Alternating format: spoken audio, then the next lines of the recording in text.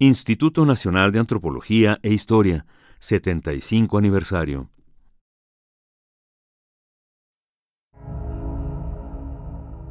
El tiempo deja su rastro también en las instituciones.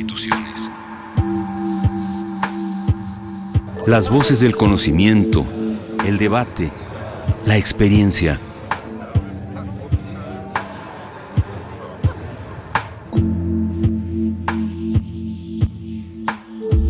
El INA en sus propias palabras. ¿Qué tal, amigos? Muy buenos días. Esto es Radio INA. Yo soy Juan Stack y les doy la más cordial bienvenida. Conaculta y el Instituto Nacional de Antropología e Historia los invitan a acompañarnos en la emisión de este programa, en el que hemos invitado una vez más a Jesús Sánchez. Jesús, bienvenido una vez más a estos micrófonos. Gracias por estar aquí. Al contrario, muchas gracias, Juan. Y en esta ocasión vamos a platicar con él sobre el tema de la Semana Santa en el Huizachtepetl, es decir, en el Cerro de la Estrella, y en la conversación veremos por qué estos dos nombres. Pero antes de iniciar esta conversación, quisiera dar unos pincelazos en el currículum de Jesús, a manera de introducción. Jesús Sánchez es arqueólogo, egresado de la Escuela Nacional de Antropología e Historia, investigador titular C, adscrito a la Dirección de Estudios Arqueológicos del INA. También es maestro en Ciencias del Lenguaje por la misma Escuela Nacional de Antropología e Historia. Desde 1979 ha participado en diversos proyectos arqueológicos en Teotihuacán, en Chiapas, en Guerrero, en Puebla, y fue coordinador general del proyecto de investigación antropológica Cerro de la Estrella, Iztapalapa DF, conocido como el PIACE o PIACHE, como le decíamos aquí de cariño, desde sus inicios en el año 2002 y hasta su conclusión en 2008. Y con ese motivo tuvimos una conversación aquí en estos micrófonos. Así fue. Hace un rato, hace que será como un año. Como 2 años ya. 2 años ya. Sí. ¿Cómo se va el tiempo? Ahorita que lo dijiste me salió una cana más. En 1990 formó parte del equipo del arquitecto Pedro Ramírez Vázquez, participando en la creación del Museo Amparo en Puebla. Fue subdirector de investigación de la misma Dirección de Estudios Arqueológicos del INA de 2002 a 2004. Un paréntesis en su carrera muy importante es que en el año 2007 formó parte de la primera misión arqueológica mexicana en Luxor, en Egipto, explorando la tumba de Puy Emra. No sé si lo dije bien. Sí, muy bien. Puy Emra, muy bien. Ha impartido diversas cátedras en las licenciaturas de Arqueología, Etnología y Antropología Física de la ENA desde 1986 hasta la fecha. Ha publicado más de 30 artículos y 3 libros sobre diversos temas teóricos y empíricos de la arqueología mesoamericana. Actualmente cursa los estudios de doctorado en Ciencias del Lenguaje, también en la ENA, en la especialidad de Semiolingüística, y es codirector del proyecto arqueosemiótico Identidad Chichimeca en la cerámica del centro de México. Bienvenido de nuevo, Jesús, gracias por estar aquí. Un placer, como siempre. Hablaremos entonces sobre la Semana Santa en el Huizachtepetl. Ya mencionamos que él fue director de este proyecto de investigación, el PIACE, desde 2002 hasta su conclusión en 2008, de manera que colateralmente a su investigación arqueológica, pues ha tenido que ver con... Ha sido testigo de la celebración de la Pasión de Cristo en este Cerro de la Estrella, y por eso quisimos conversar con él para tener un punto de vista diferente sobre esta fiesta, no desde el punto de vista etnológico, etnográfico, sino más bien de un arqueólogo que le ha tocado coincidir con este tipo de fiestas. Pues nos ubicaremos comenzando un poco. ¿Dónde está el Cerro de la Estrella? Para la gente que nos escucha por primera vez, ¿por qué se llama así? ¿Realmente es su nombre verdadero? Comencemos, sí. Jesús, gracias. Gracias. Pues el Cerro de la Estrella está en la demarcación política de Iztapalapa y se encuentra a 14 kilómetros del centro, ¿no?, neurálgico de la Ciudad de México, que es la Plaza de la Constitución, el Zócalo, como le decimos, ¿no? 14 kilómetros. Entonces está realmente muy cerca, ¿no?, del Calzada de Tlalpan, en la estación del Metro Ermita, ¿no? Son 20 minutos hasta llegar al cerro, ¿no? Realmente ya está muy cercano al centro de la ciudad.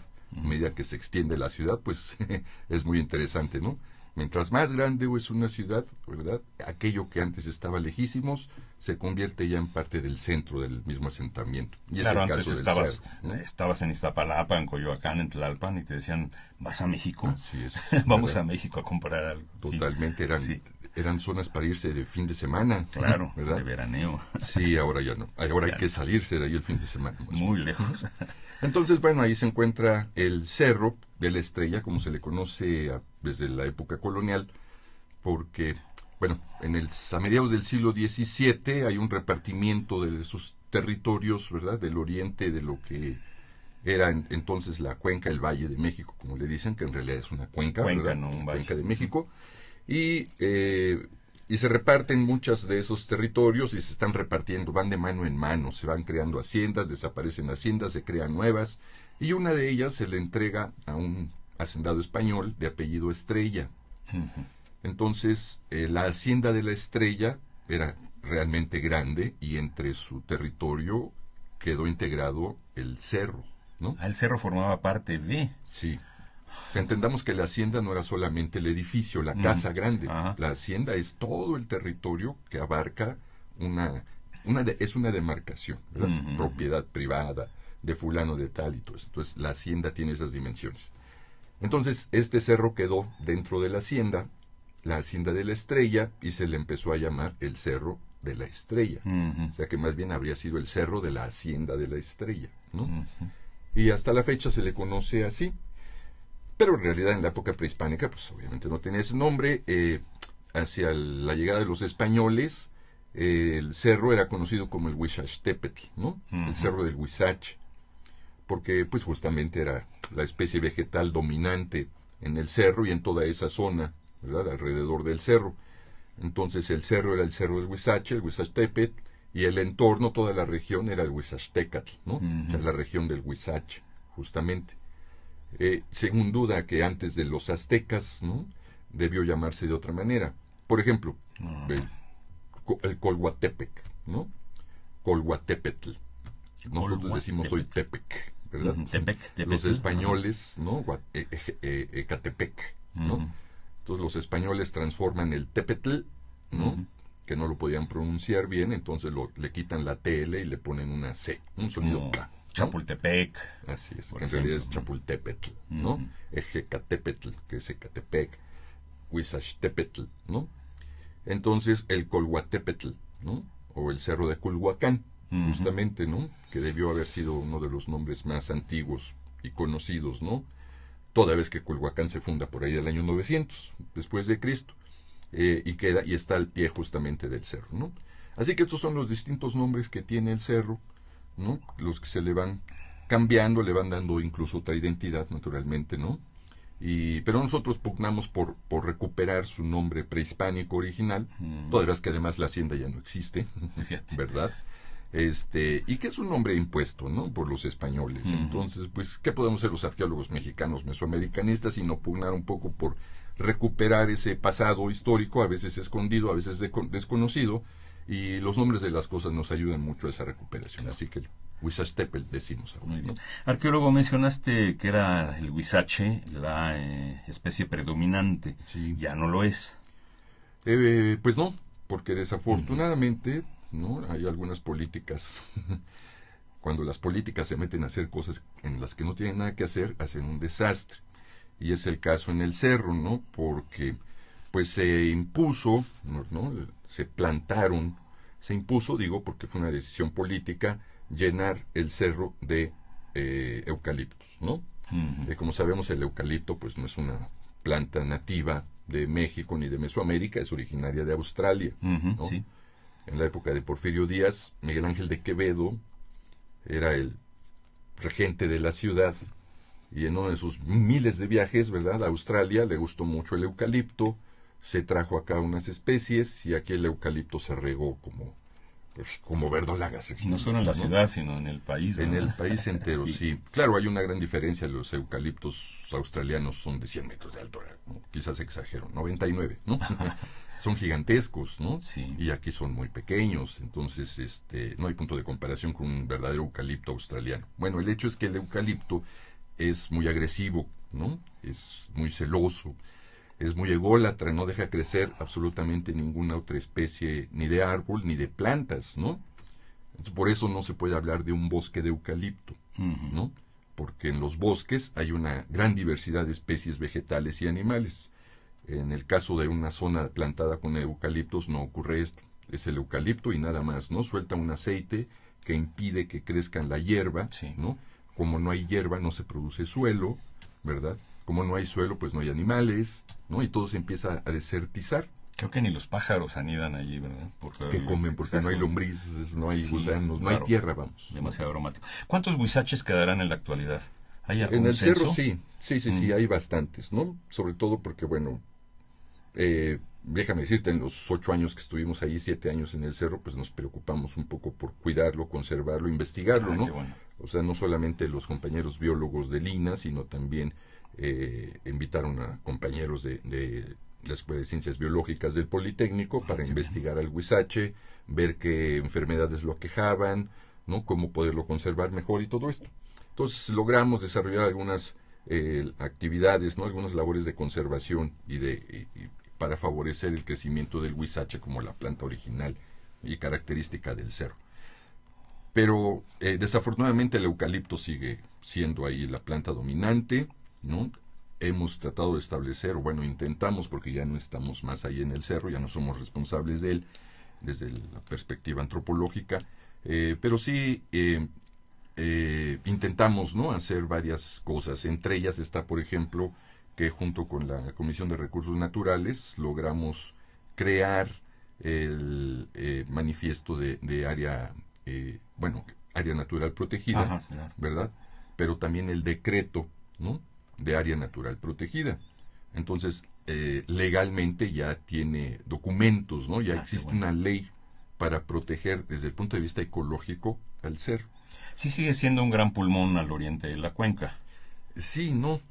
Ya no tanto pues como no, porque antes. el condenado eucalipto no muy crea, ¿no? Ajá. Y todo este proceso de intercambio, ¿no?, de CO2 y oxígeno en la atmósfera, naturalmente que como árbol que es, pues contribuye a... El problema es que no es propiamente un bosque, ¿verdad? Entonces, más que un pulmón, diríamos que es un tanque de oxígeno, ¿no? Para el oriente de la ciudad, porque es el único espacio verde, cuando llueve, ¿no?, que hay de Ciudad Deportiva para allá, ¿no? Sí. Entonces, la Ciudad Deportiva es el único parque que hay en toda esa parte oriental, pero Iztapalapa no tiene ninguno, salvo el cerro, ¿no?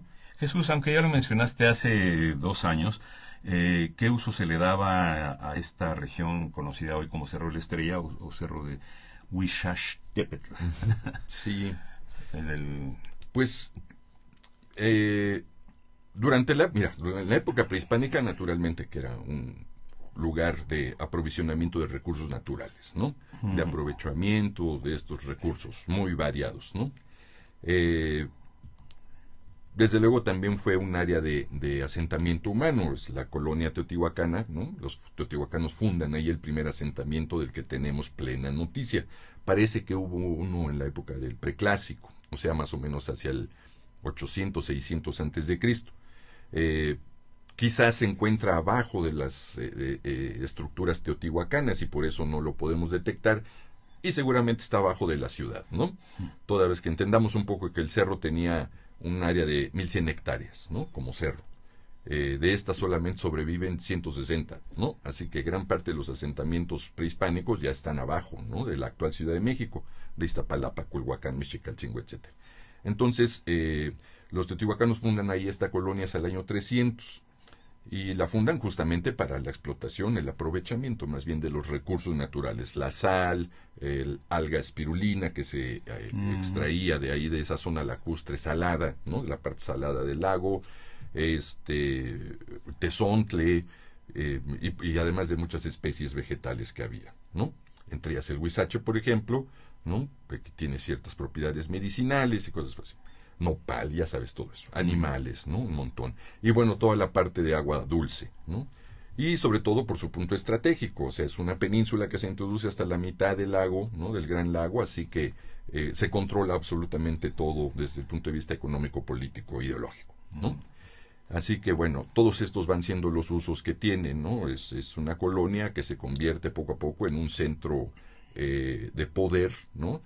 Sucursal teotihuacana, justamente, ¿no? Los teotihuacanos establecen ahí su colonia para el control de toda la parte sur de la cuenca de México y Azcapotzalco para toda la parte oriental, ¿no?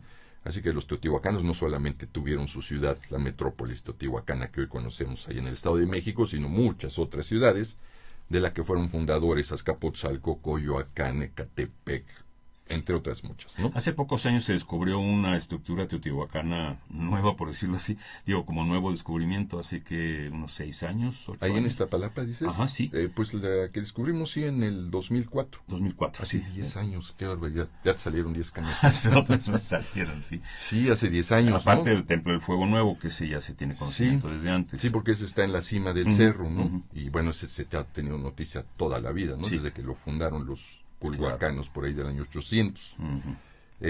Pero sí, en el 2004, con las excavaciones del Piache, descubrimos entonces ahí en el área, en el predio de La Pasión, ¿no?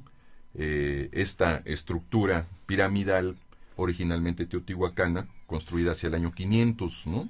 Por esta colonia teotihuacana. Entonces es importante porque una pirámide de estas dimensiones, más o menos 120 metros por lado, ¿no? Y más de 20 metros de altura, es casi la tamaño de la pirámide de la Luna en cuanto a base y la mitad de su altura. O sea, es la tercera pirámide teotihuacana más grande, ¿no? Así que eso nos da una idea muy clara de la importancia política que ya había adquirido esa colonia teotihuacana, ¿verdad? La del Sol mide 65, ¿verdad? Más De o altura, menos. 67 metros. 67. Sí, ¿no? Y la de la Luna, 40 metros, ¿no?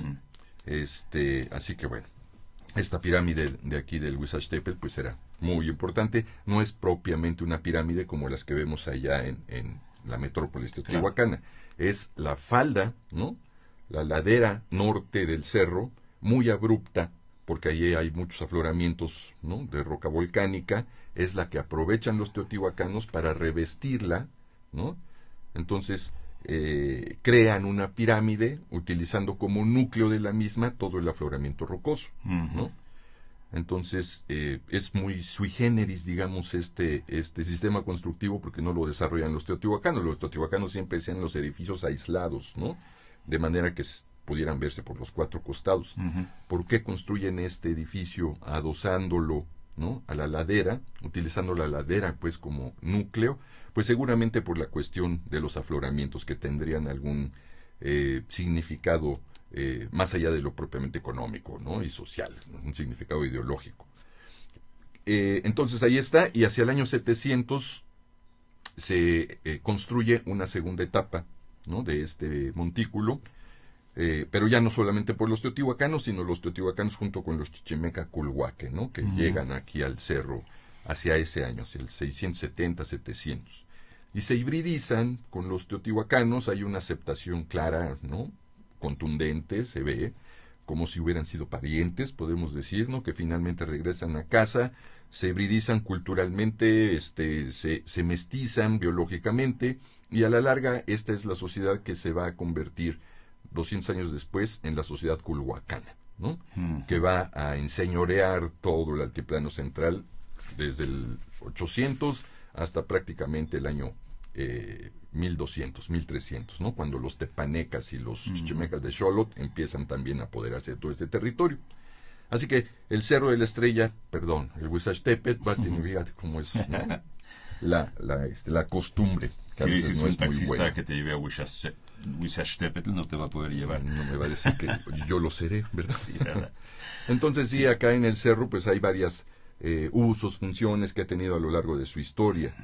Entonces como centro de control político, administrativo, económico, pero desde luego que también el valor ideológico, ¿no? Religioso. Es una montaña sagrada, ¿no?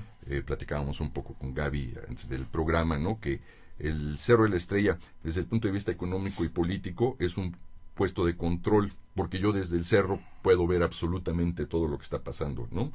En toda la región de los Grandes Lagos. Decimos los Grandes Lagos, no los de Michoacán, allá en el norte, sino los de acá. Pero desde el punto de vista ideológico religioso es importante que todos puedan ver el cerro, ¿no? Así que todos los asentamientos en torno al Gran Lago podían ver el cerro. De allí su importancia para la cuestión del fuego nuevo, claro, ¿no? Porque allí se enciende el fuego nuevo y todo el mundo, vamos a decirlo así un poco metafóricamente, podía ver el encendido del fuego en el cerro, ¿no? En la punta del cerro del Huizachtépetl. Así que bueno, la importancia religiosa, ¿no? Lo convierte en eso, en una montaña sagrada. Ya al final de la época prehispánica, todas las montañas tenían ese carácter sagrado, ¿no? Incluso el concepto de montaña era ya un concepto ideológico muy fuerte. Tan así que, por ejemplo, todas las ciudades que eran cabeceras se les llamaba el Altépetl, ¿no? Sí. Entonces el Cerro de Agua, el cerro importante, el cerro que es la montaña que es el centro de, ¿no? Entonces esa era la manera como se les llamaba a las ciudades, los Altépetl, ¿no? De tal modo que el concepto montaña era ya algo que había sobrepasado su mero semantismo común como cosa, ¿no? Como cerro, montaña. Y es algo que va a ocurrir justamente aquí en el Huizachtépetl, ¿no?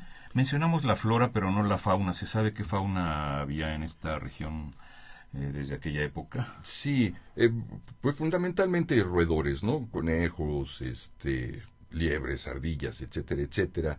No había especies grandes, ¿no? Depredadoras como el jaguar, puma, todo eso, pues no. Ya en esta parte del valle, en la medida en que hubo asentamiento humano, ¿no?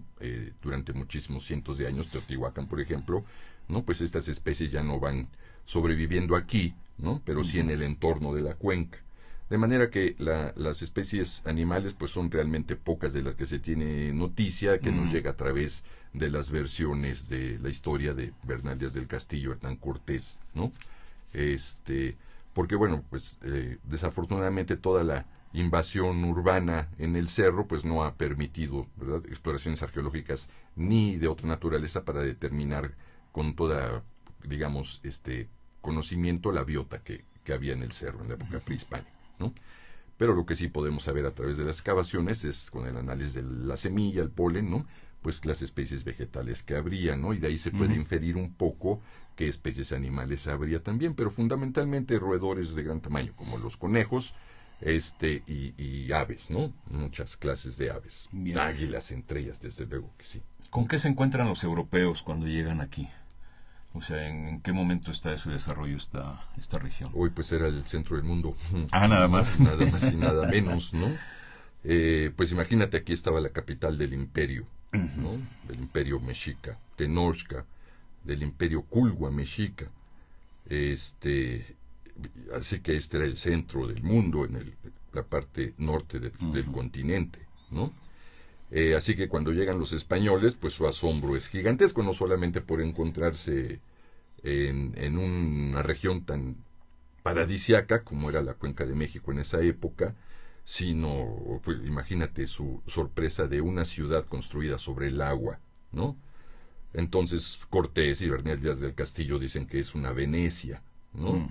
Pero evidentemente no hay punto de comparación con Venecia. Esta era una cosa mucho más hermosa, y no lo estoy diciendo, ¿verdad?, porque yo sea mexicano y esté cayendo yo en este chauvinismo, ¿no?, barato, sino porque si podemos hacer una proyección mental de lo que implica una ciudad en sí construida sobre el agua, no es que el agua nos haya inundado, ¿no?, y nos habituemos y nos adaptemos a vivir en una ciudad inundada, ¿no? Aquí había lago, agua, y sobre el agua construimos la ciudad. Construimos, nos estamos, dijo la mosca, ¿no?, que estamos arando. Entonces, imagínate. Así que llega Cortés, Bernal, llegan todas las huestes españolas, y lo que se encuentra en una ciudad sobre el agua, además de las dimensiones de Tenochtitlan, que no era solamente la ciudad de cemento concreto, sino que era parcelas, ¿no? Eran manzanas de parcelas cultivables, con sus aguejotes, con sus canales, manzanas de casas, manzanas de parcelas, manzanas de casas, parcelas. Así que era una ciudad muy verde, muy florida, ¿no? No solamente Xochimilco, la ciudad de Tenochtitlan tenía esas características también, y una pirámide del tamaño del Templo Mayor, ¿no?, de 40 metros de altura, ¿no?, de casi 100 metros de base, pues era algo que sin duda debió haber causado estragos en la mente de los españoles, ¿no? De hecho, la primera descripción que hace Cortés de su llegada a esta cuenca es desde el llamado Paso de Cortés, entre los dos volcanes, Popocatépetl y la Iztaccíhuatl, y es lo primero que ve es precisamente eso que estás ahorita describiendo tú. Entonces, si ven en las cartas de relación, Sí. es de él, ¿verdad? Sí, de Hernán Cortés, sí. Sí, su primera visión de la cuenca es entre los volcanes, en el oriente precisamente. Sí, entrando sí, justamente. Que se lo llevan por ahí, ¿verdad? Porque lo que querían los aztecas, los mexicas, era hacerlo desistir de llegar a la cuenca, entonces lo llevaron por el camino más difícil, porque ese no era el camino natural para llegar al Valle Poblano Tlaxcalteca, ¿no? Sino al lado norte de la Iztaccíhuatl, claro, por donde por la pasamos cabeza. por Río Frío, claro, ¿no? Entonces era la salida natural, la ruta natural. Entonces ellos los van trayendo de la costa del Golfo por los lugares más difíciles, claro, tratando de hacer que desistiera de la idea. Evidentemente no. ¿Cortés presenció ya alguna ceremonia del Fuego Nuevo? No, el último encendido es en 1507. Ah, antes. Sí. Antes de la conquista. Sí, bueno, el Fuego Nuevo de cada 52 años. 52, sí. ¿Verdad? Porque hay muchas ceremonias de Fuego Nuevo que se pueden hacer a lo largo del año. Esto tendríamos que platicarlo claro, después. Es otro tema, detalle, claro, ¿no? Sí. Pero el de 52 años, el último que se prende es en 1507, ¿no? Entonces, evidentemente, los españoles no ven ese encendido, ¿no? Ven otros semejantes con otras finalidades, otros objetivos, ¿no? Pero igualmente ceremonias religiosas. Sí, fuegos nuevos, diferentes. ¿Qué pasa? Más bien, ¿cuándo inicia esta, porque digo, es el tema de nuestra conversación de hoy, ¿cuándo inicia esto de la representación de las Semanas Santas? Hoy es muy moderno. Sí. Este año es el 171 es muy poco. veces, ¿no? Es de 1844, 43, 44, ¿no? Sí, bueno, para no dar ese brinco tan grande, ¿qué pasa en el interín entre la llegada de los españoles y, digo, porque es el tema de hoy, y el inicio de las ritualidades de Semana Santa? Sí, bueno, los españoles, toda la guerra de conquista aquí en el centro, ¿no? Entonces, ya sabemos, ¿no? Llegan aquí a Tenochtitlan, son recibidos por Moctezuma, empieza a haber ya toda esta situación de que se nota que no vienen en son de paz. Matan a Moctezuma y a Cacama, ¿verdad? Que eran hermanos, y el que tiene que ocupar entonces el trono del imperio en esos momentos tan graves es Cuitláhuac, ¿no? Que para entonces es el Tlatoani de Iztapalapa y que es medio hermano de Moctezuma. Tiene como 20 años además, ¿no? Sí, bastante joven, ¿no? Jovencito, sí. Entonces le toca, ¿no? Se sacó el gordo, Cuitláhuac. Pero bueno, ni más ni menos es quien derrota a los españoles, ¿no? Es quien les infringe la derrota de la Noche Venturosa, ¿verdad? Sí, no triste. No triste, sino la Noche Venturosa, y bueno, los obliga a su huida, ¿no? Hacia Tlaxcala, que aunque se van por el lado de Azcapotzalco, Tacuba, tienen que dar toda la vuelta al Gran Lago para llegar con sus aliados tlaxcaltecas, ¿no? Entonces, se reorganiza y viene ya el contraataque de los españoles, y la orden de Cortés, según lo dice él mismo y el propio Bernal Díaz del Castillo, era arrasar Iztapalapa, ¿no?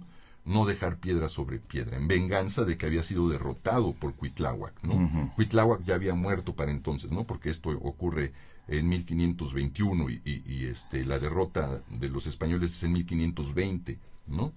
1519 finales. Entonces, Cuitláhuac los derrota, pero Cuitláhuac es contagiado por la viruela que traen los españoles, entonces se muere, ¿no? Y le toca a Cuauhtémoc, ¿no? Tlatoani de Tlatelolco, ser el que finalmente tiene que ver todo el final. Bueno, llega Cortés y arrasa Iztapalapa. Arqueológicamente lo hemos detectado, ¿no? En las excavaciones que hicimos del Piace ahí en el centro de Iztapalapa, no hay piedra, no deja piedra sobre piedra, ¿no? Y con esto lo que ocurre es que, bueno, se abandona la ciudad, ¿no? Ya Cortés gana la guerra, la conquista, y viene toda la invasión española, ¿verdad? Pero toda esa zona se deja abandonada, ¿no? Porque se rompen los diques, las atarazanas, ¿no? Las compuertas que habían construido los iztapalapenses para controlar los flujos de agua y que no se contaminara el agua dulce con la salada, al revés, ¿no? Sí, el agua dulce con la salada, y esto provoca que se inunde otra vez toda esa zona, ¿no? Que originalmente, de manera natural, es una gran zona de ciénegas, ¿no? Toda esa parte. Antes de que existiera la ciudad de Iztapalapa, todo eso era una ciénega gigantesca, se secaba, se volvía a inundar, se secaba, se quedaba en pantano, etcétera, etcétera. Fluctuaba mucho. Así que recupera esas características y esas condiciones la región. Entonces no se vuelve a poblar, ¿no? Sino hasta ya bien entrada el siglo XVII, aunque hay repartimiento de esos terrenos a los hacendados españoles, que originalmente soldados de Cortés y después los que vienen ya civiles, digamos, pues no se ocupa el lugar, porque es ciénega, ¿no? Y los españoles están más concentrados en construir la capital de la Nueva España aquí sobre Tenochtitlan, Coyoacán, por ejemplo, entonces toda esta parte occidental y sur, ¿no? A medida que van desecando el lago, pues esta zona se va haciendo más...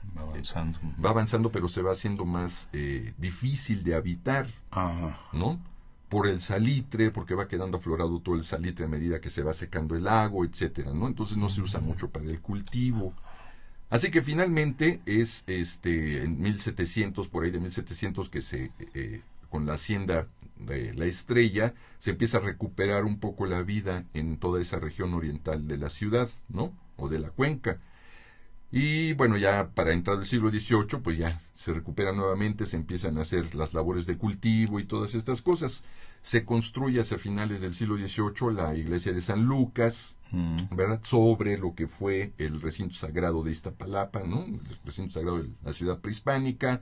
Y con esto ya empieza a adquirir otra vez vida todo lo que hoy conocemos como Iztapalapa, porque aunque se le consideraba un asentamiento, estaba más hacia la parte norte, digamos que hacia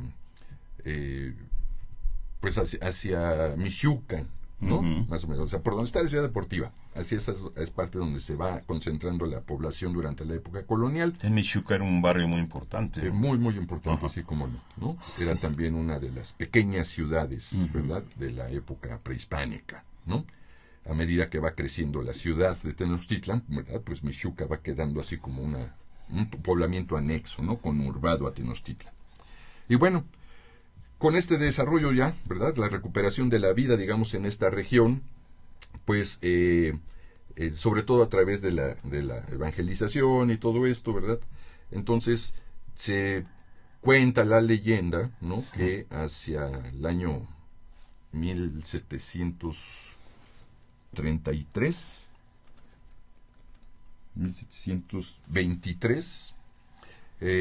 ocurre el milagro del Señor de la Cuevita, ¿no? Viene de la comunidad de Etla de Oaxaca, viene un grupo de gentes que traen una imagen de tamaño natural, ¿no?, de el Señor Jesucristo en posición sedente, ¿no? Y en ese momento, cuando van pasando por aquí por Iztapalapa, empieza a llover muy fuerte, se tienen que refugiar en una cueva al pie del cerro, del lado norte. Entonces ahí se refugian, esperan a que pase la lluvia, finalmente al día siguiente deja de llover, se preparan ya para continuar su recorrido porque traían la imagen al Sagrario Metropolitano, aquí a la catedral, para que la restauraran, ¿no? Pero ya no pudieron levantar la imagen, ¿no? Entonces llegaron vecinos a ver qué pasaba y todos querían levantar la imagen para llevársela y simplemente no pudieron. Entonces no les quedó más remedio a los oaxaqueños que dejarla aquí, o sea, todos entendieron que el Señor quería quedarse aquí, ¿no? Y entonces ocurre el milagro del Señor de la Cuevita, ¿verdad? Y se convierte en el centro neurálgico de Iztapalapa, justamente al pie, ¿no?, a unos 100 metros de la Cuevita, donde está la iglesia del Señor de la Cuevita, está el centro de Iztapalapa, ¿no? Justamente. Entonces, esto ocurre un 3 de mayo, digo, casualmente, ¿no? El día de la Santa Cruz, ¿no? Se queda allí el Señor de la Cuevita. Y bueno, en 1730, bueno, fue tanto el fervor que hubo, ¿verdad?, por el milagro del Señor de la Cuevita, tuvo una gran resonancia mundial. ¿Mundial? Sí, al grado que en 1738 el Papa Clemente XIII, ¿no?, mediante una bula papal, ¿no?, otorga el perdón de los pecados y la salvación eterna, ¿verdad?, y la indulgencia plenaria a todo aquel que, confesado y comulgado, fuera a mirar la imagen del Señor de la Cuevita, ¿no? Entonces, pues para que el Papa de entonces, ¿no?, decretara estas condiciones, ¿verdad?, es que la imagen era verdaderamente importante y milagrosa, ¿no? Lo sigue siendo, ¿verdad? El fervor católico de hoy sigue venerando, maravillosamente podría caber el calificativo, ¿no?, al Señor de la Cuevita, ¿no? Bueno, esto es un antecedente importante porque me parece a mí que es algo que explicaría por qué la representación de la Pasión de Cristo en Iztapalapa es tan importante, ¿no? ¿Por qué adquirió estas dimensiones a nivel mundial, ¿no? Claro. Tiene un reconocimiento mundial. Pero digo, muchas otras regiones en el mundo también hacen representaciones de la Pasión de Cristo. En España no se diga, en Italia, ¿no? En Sudamérica, pero la de Iztapalapa llama poderosamente la atención. Bien. A mí me parece que porque desde el siglo, mediados del siglo XVIII, como estamos viendo, hay eventos, ¿no? Milagrosos que ya empiezan a darle fama a Iztapalapa, ¿no? Luego, en 1833, ocurre la peste, ¿no? Hay una epidemia, ¿no? de peste aquí en la Ciudad de México. Hay una gran mortandad de gentes, ¿no? Es el cólera morbus el que ataca a la población y diezmó prácticamente a la población de la Nueva España, ¿no? Finalmente termina la peste, ¿no? Termina esta plaga de la cólera y y para agradecer, ¿verdad?, a Dios, Jesucristo, que se terminó la cólera, en 1842, 43, 44, se empieza a hacer la celebración de la Pasión de Cristo, ¿no? En Iztapalapa. Bien, le recordamos a nuestros ciberescuchas que estamos platicando con el arqueólogo Jesús Sánchez precisamente sobre este tema, la Semana Santa en el Huizachtepetl, conocido en la actualidad como el Cerro de la Estrella. Estamos transmitiendo desde www.radioina.blogspot.com y continuamos y entramos de lleno al tema que nos reunió para este día. Ya dimos muchos antecedentes muy ricos, muy interesantes. La primera representación que estás mencionando de la Pasión de Cristo en Iztapalapa, ¿es copia de alguna europea o se les ocurrió aquí? Dices que se representa en otros países también, sí, pero... No, naturalmente que está organizada, si cabe la palabra, por el clero religioso, sí, naturalmente. Sí. Entonces ellos son quienes instruyen a la población, ¿verdad?, para la representación de la Pasión, ¿no? Cuando decimos representación de la Pasión, pues me imagino que todos aquellos que son católicos saben a qué nos estamos refiriendo, ¿verdad? Entonces estamos hablando de la Semana Santa, que inicia, con el Domingo de Ramos, ¿verdad? Y tiene sus puntos, sus momentos álgidos, ¿verdad? El jueves y viernes, ¿verdad?, de la Semana Santa. El jueves cuando es hecho prisionero Jesús, y el viernes cuando es finalmente crucificado, ¿no? En el Calvario, el Cerro de la Calavera, pues, ¿no? Y todas estas cosas, aunque se conocían, seguramente son parte del Evangelio, ¿verdad? Todos los días en las iglesias católicas, ¿verdad?, se lee el Evangelio, que es el Nuevo Testamento, se lee la vida de Cristo, y sobre todo en estas fechas se recrea, ¿verdad?, a través de las lecturas de las Sagradas Escrituras, pues todo lo que ocurrió con Jesucristo. Bien, lo importante del asunto es que se va a hacer una representación muy fiel, ¿no? Eso es algo que ha ido distinguiendo a esta representación en Iztapalapa, que en otros lugares es una representación, ¿no?, católica, es para que todos veamos más o menos cómo sufrió Jesús, ¿verdad?, la pasión, a través de la cual nos va a salvar, nos salva a toda la humanidad, incluso a los que no somos católicos, ¿no?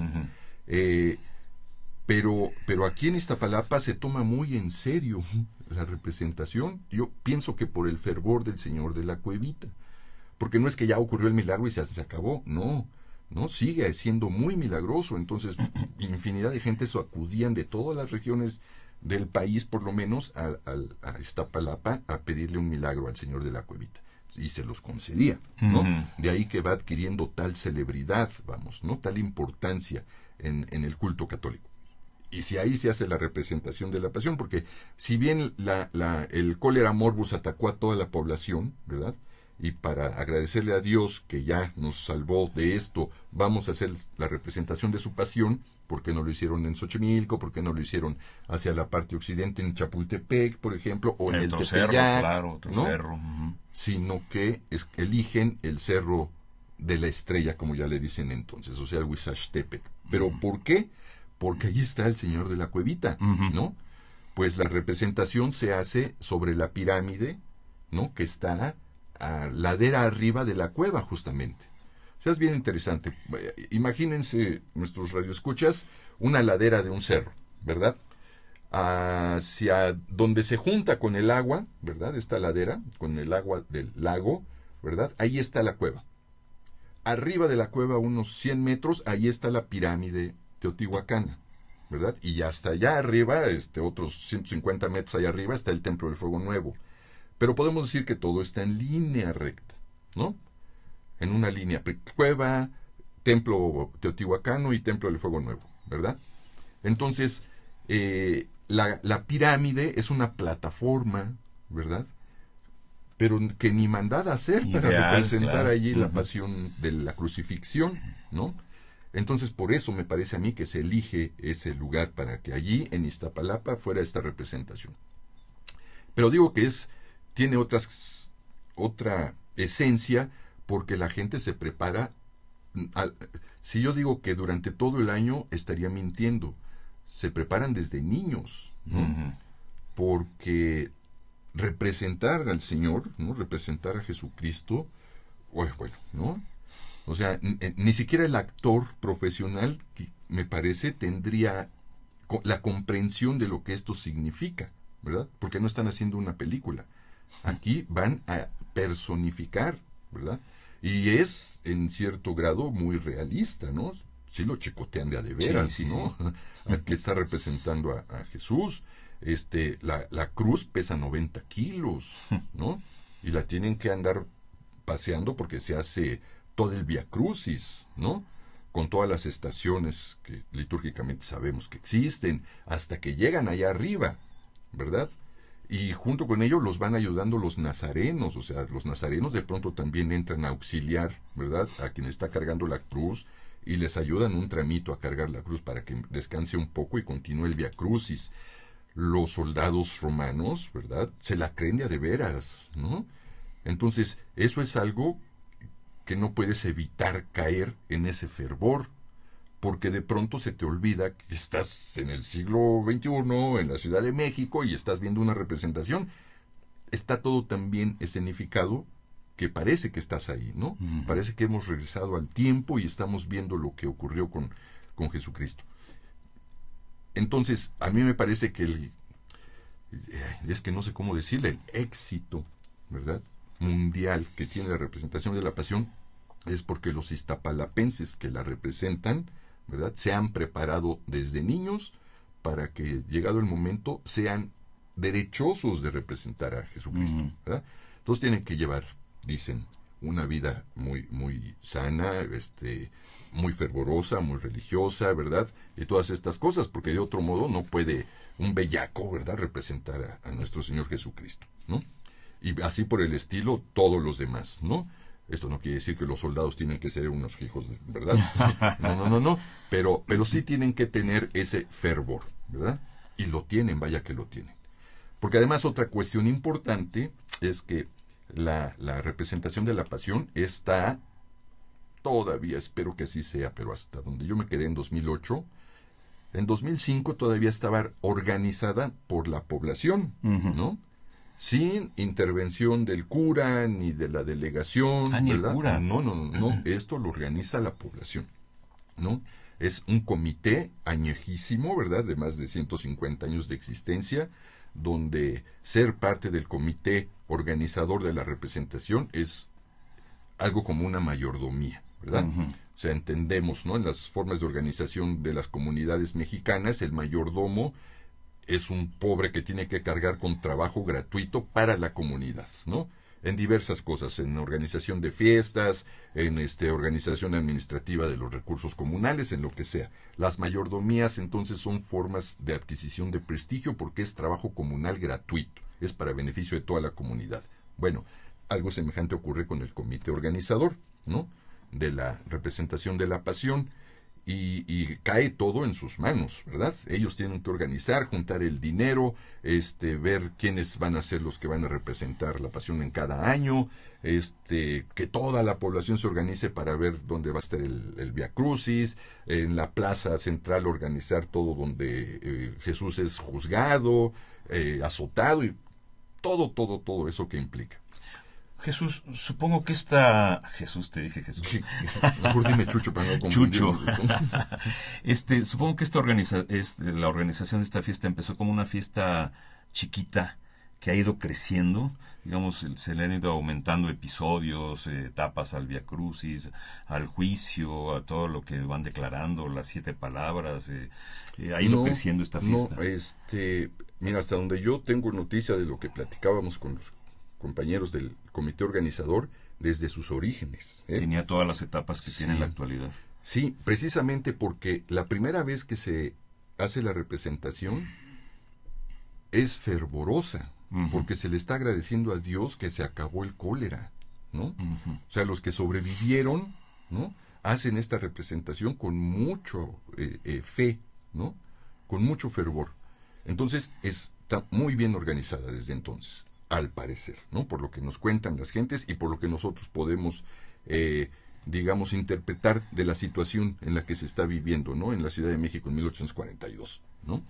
Entonces, tan así que Juárez, ¿no?, aunque Juárez no era católico, y lo sabemos perfectamente, protege la celebración de la Pasión de Cristo en Iztapalapa, ¿no?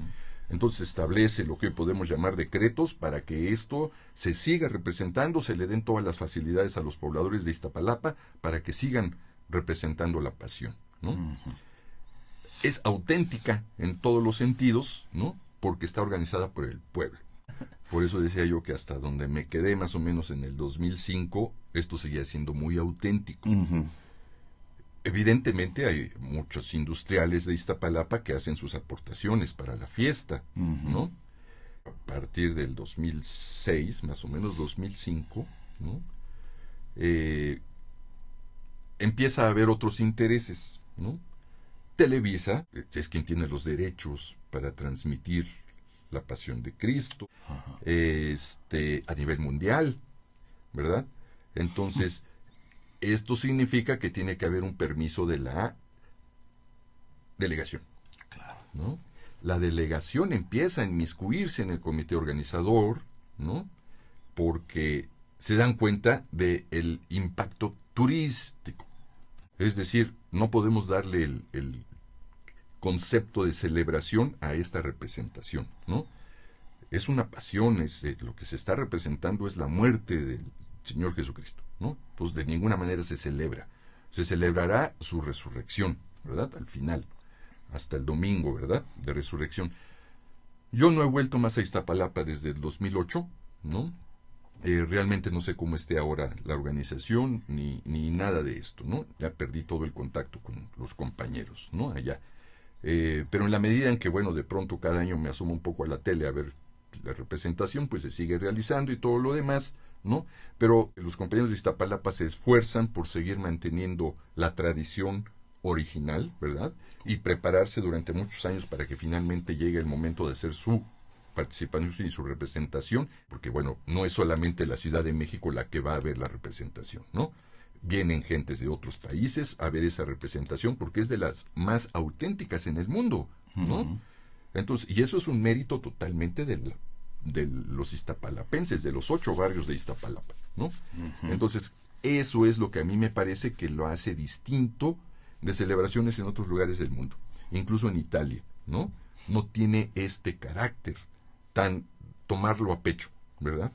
Aquí en la Ciudad de México, en la zona conurbada, hay muchas representaciones de la Pasión. Sí, muchísimas. En Xochimilco también hay una muy grande, ¿no? Pero no como esta. No como esta.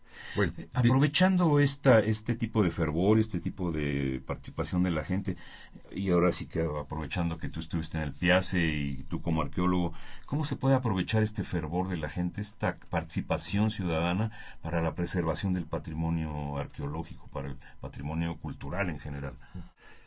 Porque es verdad, o sea, ya están los agujeros donde están colocadas las cruces, de hecho son ya permanentes, ¿no? Luego se baja la cruz, se lleva ya al centro para empezar la representación y todo lo demás. No se imaginen nuestros radioescuchas que hay una pirámide como las que podemos ver en Teotihuacán, ¿no? Están visibles, ¿no?, en la silueta de esta ladera, los 3 cuerpos de la pirámide. nosotros los exploramos, detectamos sus desplantes de muchos puntos, ¿verdad?, de los cuerpos, los volvimos a cubrir para protegerlo, ¿verdad? Así que la cantidad impresionante de gentes que van allá, o sea, de gente, ¿verdad? Mira, ya estoy hablando como los compañeros de Iztapalapa. La cantidad impresionante de gente que va ahí. Hay exageraciones, dicen que hasta 3 millones, o sea, no caben 3 millones ahí, ¿no? ¿Cómo se puede contabilizar eso? Yo pienso que no se puede, ¿no? Es una estimación, ¿no? A vuelo de pájaro, ¿no? A ojo de buen cubero, ¿no? Que tú haces. Decimos que cabe 1 millón de gentes en la plaza en el Zócalo, ¿no? Y alguna vez ya lo calcularon y era imposible. Y no puede caber 1 millón de gentes ahí, ¿no? Medio millón, así apretadotes, ¿no? Entonces, la Plaza de la Constitución tiene más o menos las dimensiones del espacio donde se hace la celebración, pero es una loma, ¿no? Y no cabe 1 millón de personas, ¿no? A lo mejor durante toda la celebración, ¿no?, como dicen ellos, sí hay 1 millón de gentes, o aproximadamente, o parece que, pero no puede haber 5 millones, ¿no? Como incluso llegan a decir algunos, ¿no? Luego la prensa o la televisión también exagera, ¿no? Aquí hay 3 millones de gentes, es imposible, ¿verdad? Pero basta con que hubiera, digo yo, 300,000 personas para que esto sea la más vista y presenciada, ¿verdad?, en todo el mundo, ¿no? Entonces, esta sí es algo que la distingue además, ¿no? La cantidad de personas que van a ver la celebración. Y que afectan, naturalmente, a los vestigios prehispánicos, ¿no? A todos estos testigos también de nuestra historia, pero nuestra historia prehispánica. Sin restarle absolutamente ningún mérito, todo lo contrario, a la representación de la pasión de Cristo, pues son los pobladores los que tienen que hacer un acto de conciencia, ¿no? Y darse cuenta de que igualmente importante es conservar lo que queda de la pirámide teotihuacana, ¿verdad? Porque estamos hablando de 1000 años de historia, ¿no? O sea, Teotihuacán empieza ya como gran así sociedad que conocemos en el año 100 antes de Cristo. Y se abandona hacia el 750, pero esto no significa que ya se acabó y se desapareció todo el conocimiento sobre Teotihuacán. Continúa justamente en el Huizachtepetl, con la colonia teotihuacana, a la que llegan los chichimeca culhuaque, y que va a ser entonces la cuna del imperio culhua mexica, ¿no? Entonces, toda esa parte no se debe olvidar. De hecho, si de algo nos debemos sentir orgullosos, si algo nos debe dar identidad, ¿no?, es de esa historia prehispánica que es epopéyica, ¿no? Y ahí están las evidencias, ahí está estas evidencias de nuestra herencia histórica, ¿no? No nos caracterizamos los mexicanos por ser católicos, ¿no? Católico es toda América, ¿verdad? Nos distingue de toda América el hecho de que tenemos una historia prehispánica que contar. Mayas, totonacos, zapotecas, mixtecos, nahuas, ¿verdad? Como quiera. Chichimecas, ¿verdad? Este origen nuestro chichimeca es algo que, si ustedes quieren, un día lo platicamos, porque a través del proyecto que estamos desarrollando, que inició con el PIACE, y lo que estamos haciendo ahora, estamos justamente investigando los elementos de identidad chichimeca, que si están presentes en algún lugar es justamente allí en el Huizachtepetl, ¿no? Que hay que protegerlos. Hay que procurar darle la posibilidad al Instituto de Antropología de que se hagan las exploraciones arqueológicas para que se puedan liberar las estructuras y se puedan conservar. Tuvimos ciertos directores del instituto. Sergio Raúl Arroyo nos dio todo el apoyo para que el proyecto pudiera desarrollarse adecuadamente. Lo que estamos haciendo ahora es continuar con los análisis de materiales para ver finalmente qué ocurre. Hoy hablamos todo el tiempo sobre la celebración de la Semana Santa, que es una época, digamos, aunque se preparan todo el año o durante muchos años para preparar la representación, finalmente se realiza en un periodo muy corto del año. ¿Qué sucede el resto del año en esta región del Cerro de la Estrella, de los templos teotihuacanos, del templo del Fuego Nuevo? Pues el cerro es un centro de esparcimiento, ¿no? Ajá. O sea, la gente va a pasear ahí. Sí, ¿no? La gente va a pasear, ¿no? Más o menos a partir de donde está el Museo del Fuego Nuevo, que se llama, que es un museo de la delegación, ahí en el cerro, A partir de ahí empieza la parte más protegida, ¿no? De hecho, el área natural protegida, que logramos establecer junto con Corena y que se emitiera el decreto por parte de la Asamblea Legislativa del Distrito Federal, protege desde el museo, ¿no?, hasta el otro lado del cerro, ¿no?, la ladera sur, a la mitad más o menos, porque ya viene todo el predio Matlalotzin, que está creciendo a los años gigantescamente. Entonces, la gente va ahí a correr todos los días, ¿verdad? Es un lugar para practicar el atletismo. Los papás llevan los fines de semana a sus niños ahí. Es un Chapultepec, si cabe la comparación, sí, ¿verdad? Algunos saben de la existencia del Templo del Fuego Nuevo, ¿verdad?, prehispánico, y van a conocerlo. ¿Las cuevas que existen están protegidas? No están protegidas, o sea, muchas cuevas incluso tienen funciones religiosas actuales, ¿no?, y no precisamente católicas, ¿verdad?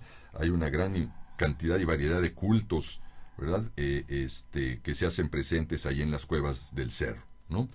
Desde prehispánicas hasta occidentales, casi todo lo que se te ocurre imaginar, ¿no? Entonces ha sido bien difícil ahí el control de esto, porque las cuevas son también elementos, vestigios, ¿verdad?, de nuestra vida prehispánica en el lugar, de nuestras formas de desarrollo social, etcétera, etcétera, ¿no? Entonces, ahí tiene que haber una disposición. Nosotros elaboramos el decreto de zona de monumentos arqueológicos para que ya tenga su decreto presidencial y pueda entonces protegerse con mayores elementos. Hoy parece que ya nos pasamos de tiempo y no quisiera yo terminar esta conversación sin que nos recomendaras alguna bibliografía para la gente que nos está escuchando, sí, de dónde informarse de estos temas, de la Semana Santa, del Fuego Nuevo, en fin, de todo lo que has platicado ahorita, donde podrían abrevar, sí, para enterarse. Mira, desafortunadamente son muy especializados los textos que hay, ¿no? Desde el punto de vista arqueológico, son muy técnicos, ¿no? Y se aburriría mucho el lector. Ajá. Pero vamos a echar mano de la tecnología. Mira, yo me atrevo a recomendarles que se metan a la Wikipedia, ¿verdad? En Wikipedia se van a encontrar 34 páginas sobre Iztapalapa, ¿no? Entonces no es así cualquier cosita, ¿no? Está escrito muy al alcance, de manera muy comprensible. Hay una gran cantidad de información, desde económica, políticas, geomorfológicas, hidrológicas, ¿verdad?, hasta todos los aspectos históricos conocidos, ¿verdad?, de la época prehispánica y de la época colonial y hasta nuestros días, ¿no? Allí van a encontrarse también una bibliografía muy dócil, ¿no?, muy amigable. Ajá. Es una bibliografía escrita precisamente con fines de divulgación, ¿verdad? No precisamente por gentes del INAH. Está el libro de Johanna Broda sobre Iztapalapa, publicado por el Instituto Nacional de Antropología e Historia, que en la medida en que es un texto de carácter etnohistórico es muy amable, ¿verdad? Ajá. Entonces ese sí es algo que yo les recomiendo como lectura obligada para quien quiera enterarse de qué es Iztapalapa. Pero sobre la Pasión no conozco yo realmente ningún texto, ¿no? La vez que yo leí en Wikipedia la crónica, todo lo que nos hablan sobre, es una cuartillita sobre la representación de la Pasión de Cristo, pero está muy bien escrita, ¿no? Está escrita con información del comité, ¿verdad?, de quien realiza la representación. Entonces es de primera mano, es una fuente de primera mano. E insisto, y ahí van a encontrarse una bibliografía. Entonces es muy fácil, abramos la computadora, nos metemos a Google, le ponemos ahí, o simplemente, ¿verdad?, en Google teclearle ahí celebración de Semana Santa en Iztapalapa, nos va a aparecer en el primer renglón Wikipedia. Le damos el clic y se abren 34 páginas que podemos leer y disfrutar muy agradablemente. ¿Hay artículos tuyos ahí o algún libro, alguna recomendación? No, ninguna. Está, como realmente no hemos tenido el tiempo suficiente para poder publicar toda la investigación que estamos realizando, todavía estamos procesando la información. Acaba de salir el primer libro, que se llama Para comprender el epiclásico en el centro de México, en donde viene ya lo primero, ¿verdad?, que ya podemos decir con seguridad sobre el desarrollo prehispánico en la región del Huizachtecatl, ¿no?, y del Huizachtepetl. Entonces ahí está el planteamiento hipotético, ¿verdad?, en términos muy generales y procurando que sea muy amable la lectura, ¿no?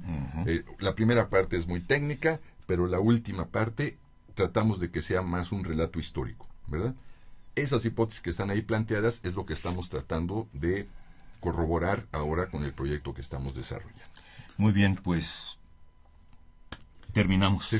Muchísimas gracias por esta conversación, Jesús Sánchez. Juan, y ya estaremos en otra ocasión hablando de otros temas, de todos los que mencionamos ahorita. Sí, excelente. Será otra vez un placer para mí. Gracias. Buenas tardes. Bien, amigos, así es de la conducción un servidor, Juan Stack, a nombre de Radio INA, de la Dirección de Medios de Comunicación. Damos por terminar esta emisión de este programa, agradeciendo la participación del arqueólogo Jesús Sánchez para hablar sobre la Semana Santa en el Huizachtepetl. Le recordamos que pueden consultar más materiales de nuestra producción a través de www.radio.ina.gov.mx. Como siempre, agradecemos el apoyo de Pedro Francisco Sánchez Nava y Luis Alberto López Guario para estas entrevistas. Es una producción de la Dirección de Medios de Comunicación a través de Gabriela Marentes y Evanibaldo Morales. La operación técnica de Javier Cortés con Lauro Gaspar y Juan está con servidor en el micrófono. Gracias, hasta la próxima. Buenas tardes. Hasta luego.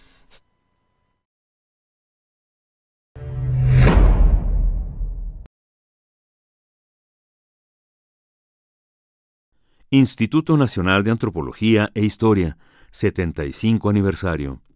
Conaculta.